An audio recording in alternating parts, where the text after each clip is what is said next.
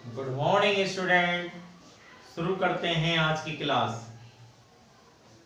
Subject व्यापारिक संगठन। और व्यापारिक संगठन में कल आपने समझा था विदेशी व्यापार की कठिनाइयों को। आज समझते हैं विदेशी व्यापार में भुगतान की विधियां।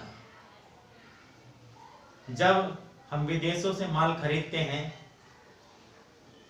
तो माल का भुगतान किस प्रकार किया जाता है। इस प्रकार हम देश में माल खरीदते हैं तो क्रेता विक्रेता को किस प्रकार भुगतान करता है, उसी प्रकार जब विदेशों से माल खरीदा जाता है तो जो व्यापारी माल खरीदता है वो क्रेता व्यापारी आयातक कहलाता है, और जो माल बेचता है वो विक्रेता व्यापारी निर्यातक कहलाता है। आयातक निर्यातक को किस प्रकार भुगतान करता है, आज समझते हैं उन विधियों को। पहली विधि है बैंक द्वारा नगद भुगतान। इसमें बैंक के माध्यम से आयातक निर्यातक को नगद भुगतान करता है।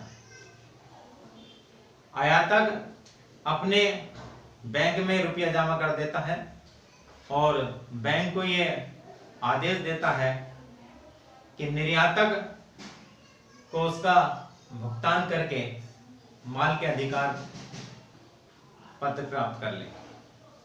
बैंक अपनी विदेशी शाखा को आदेश देता है और विदेशी शाखा निर्यातक से माल के अधिकार प्राप्त करके निर्यातक को भुगतान कर देता है। दूसरा बैंक ड्राफ्ट द्वारा। ये सबसे सरल और आसान विधि है।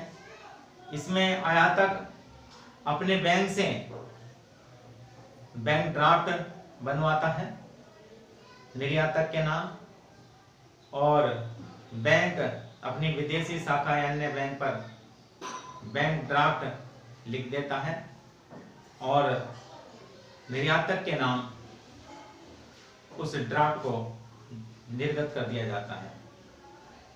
निर्यातक बैंक ड्राफ्ट का भुगतान प्राप्त कर लेता है और अधिकार पत्र क्रेता को भेज देता है। तीसरी विधि इंटरनेट द्वारा। यह आधुनिक विधि है। पहले तार द्वारा भी भुगतान होता था। आज के युग की यह आधुनिक विधि है। आज इंटरनेट के माध्यम से ई बैंक की सुविधाओं का लाभ उठाकर हम कहीं भी विदेशों में भुगतान कर सकते हैं। चौथी बैंक के नाम बिल द्वारा। इसमें निर्यातक और आयातक में जब यह समझौता होता है कि वो आयातक पे बिल नहीं लिखता बल्कि बैंक पे बिल लिखता है, तो निर्यातक आयातक पे बिल न लिखकर बैंक पे बिल लिखता है और बैंक उसे स्वीकार कर लेता है और निश्चित तिथि पर उसका भुगतान कर देता है। इसके लिए आयातक अपने बैंक के माध्यम से विदेशों में विदेशी बैंक में अपना खाता खुलवाता है। ऐसे बैंक जिसकी शाखा विदेश में है उसमें खाता खुलवाता है और पैसा जमा कर देता है, और बैंक निर्यातक का बिल स्वीकार करके निश्चित अवधि पर उसका भुगतान कर देता है। पांचवा विदेशी विनिमय विपत्र। जिस प्रकार देशी विनिमय पत्र होते हैं वैसे ही विदेशी विनिमय विपत्र होते हैं, और विदेशी विनिमय पत्रों के द्वारा विदेशी भुगतान किया जा सकता है। इसमें निर्यातक आयातक